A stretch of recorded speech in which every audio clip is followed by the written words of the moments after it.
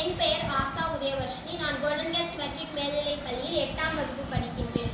நான் தற்போது சட்டமேதை அம்பேத்கர் பற்றி பேச வந்துள்ளேன்.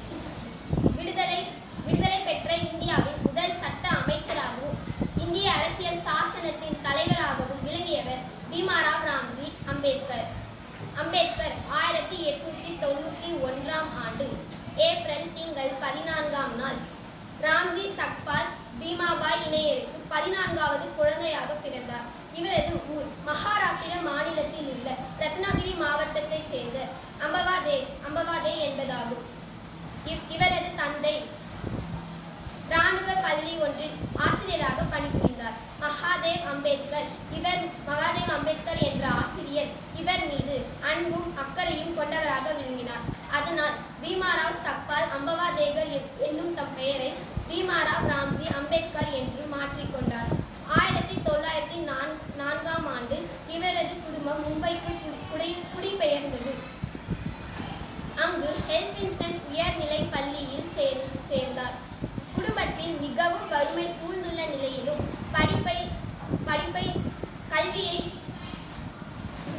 கல்வியை விடாமல் தொடர்ந்த அவர் 1907ஆம் ஆண்டு தமது பள்ளி படிப்பை முடித்தார். பரோடா மன்னர் சாயாஜி ராவ் உதவியுடன் மும்பை பல்கலைக்கழகத்தில் படித்து 1912ஆம் ஆண்டு இளங்கலை பட்டம் பெற்றார். 1920ஆம் ஆண்டு பொருளாதார படிப்பிற்காக லண்டன் சென்றார். 64 பட்டங்கள் பெற்று 21 துறைகளில் சிம்மாசனத்தில் இருந்தார்.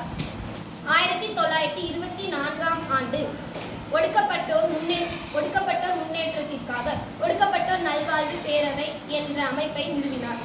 1930ஆம் ஆண்டு லண்டனில் நடைபெற்ற வட்டமேசை மாநாட்டில் கலந்து கொள்வதற்கு புறப்படும் முன் என் மக்களுக்கு நியாயமாக என்ன கிடைக்க வேண்டுமோ அதற்காக போராடுவேன்.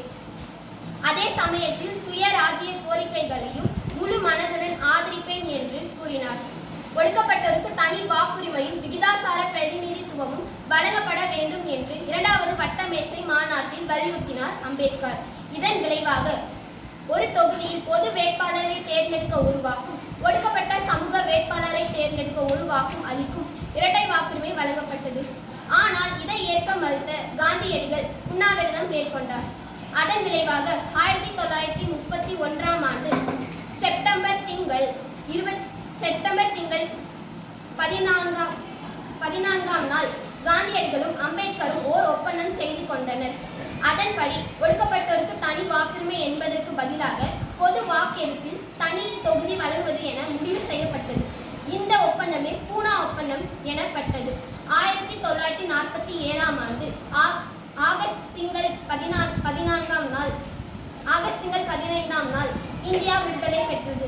ஜவஹர்லால் நேரு தலைமையில் அமைந்த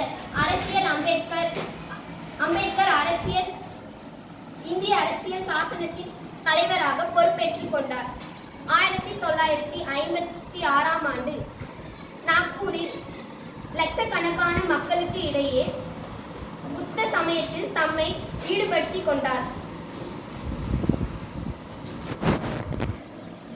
இவர் எழுதிய புத்தரும் அவரின் தம்மமும் என்னும் புத்தகம் அவரது மறைவுக்கு பின் 1957ஆம் ஆண்டு வெளியானது.